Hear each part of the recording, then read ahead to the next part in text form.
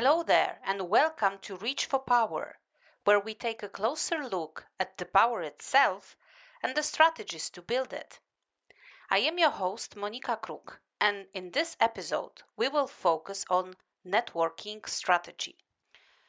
As networking is both extremely important but also time-consuming task, it is highly recommended to make sure that your time dedicated to it is spent wisely.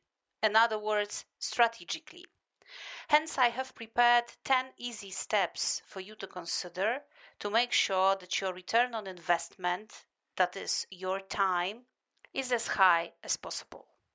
Without further ado, let's have a quick rundown through the points that will help you set up your networking strategy. Point number one, trivial but actually essential. Define your networking goals. In other words, clearly identify what you hope to achieve through networking. It might be finding job opportunities, building industry connections, gaining mentorships, or maybe seeking an introduction to another person that you are interested in meeting. The more clarity you have around this goal, the more effective your activities would be. Why? Because then, with every single person that you would add to your networking list, you would be able to say whether meeting with this person is bringing you closer or not to your assumed goal. Keeping in mind that networking takes so much time to execute, in terms of taking care of the logistics, in terms of meeting with the person, either online or in real life, and then having the meeting itself, it is essential to make sure that your choices are clearly stated and that you know exactly what your priorities are in terms of choosing given individual.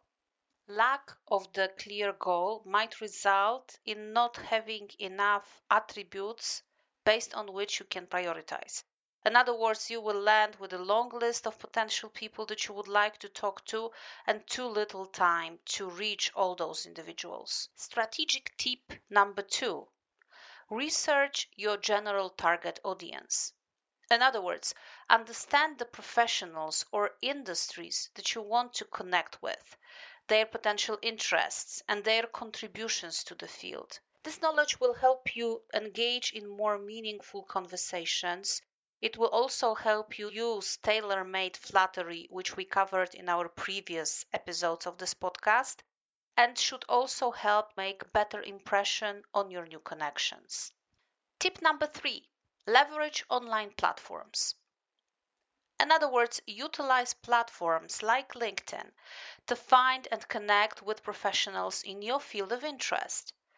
Customize your connection request with a personalized message highlighting shared interests or experiences or potential benefits. The more inviting your introductory message, the clearer the mutual benefit that you have to offer, or the nicer and more tailor-made the flattery, the higher the chances that the person on the other end will respond positively and will accept your connection request. Tip number four, attend industry events. Actively participate in conferences, seminars, or meetups relevant to your industry. Engage in conversations with fellow attendees, speakers, and organizers to easily and naturally expand your network. Tip number five, seek introductions from mutual connections. So leverage your existing network by requesting introductions to individuals you want to get connected with. Mutual connections can facilitate meaningful introductions and vouch for your credibility. This is especially important if you are reaching out to personas who are already in power or who are prominent individuals. Your chances to get a positive response to your connection request or positive reaction to your meeting invitation are much higher if your friend or acquaintance introduced you informally first. People who already have power have typically one common characteristic. That is, the default answer to any invitations is a no. For a very simple reason. First of all, because they receive a lot of invitations and they need to be clear what's in it for me in order to reply yes. And secondly, that helps also to maximize the time and their return on investment in terms of their involvement. This brings me to tip number 6: add value first. Approach your networking with a mindset of giving before receiving. Offer assistance, share valuable insights or resources, or connect with others within your network to create a positive impression and build trust. This is a solid foundation, not only for developing the relationship itself, but also to moving to a more in-depth types of communication. Tip number 7: follow up and maintain contact.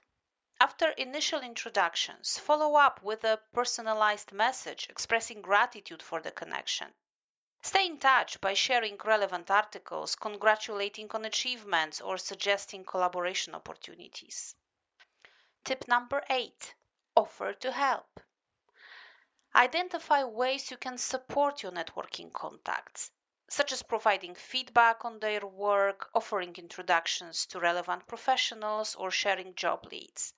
A willingness to contribute strengthens the relationship and also creates the reciprocity effect. In other words, your new connection will feel in debt to you and therefore will be more willing to answer yes to any requests that you will put forward. Tip number 9: engage in meaningful conversations. Be prepared to discuss topics relevant to your field and show genuine interest in the other person's work. Ask insightful questions, which we covered in one of the previous episodes of our podcast. Actively listen and contribute thoughtfully to the conversation. Not only you will make a great impression on your partner, but also will showcase common areas of interest and potential opportunities to grow together. Tip number 10: attend networking events or join communities.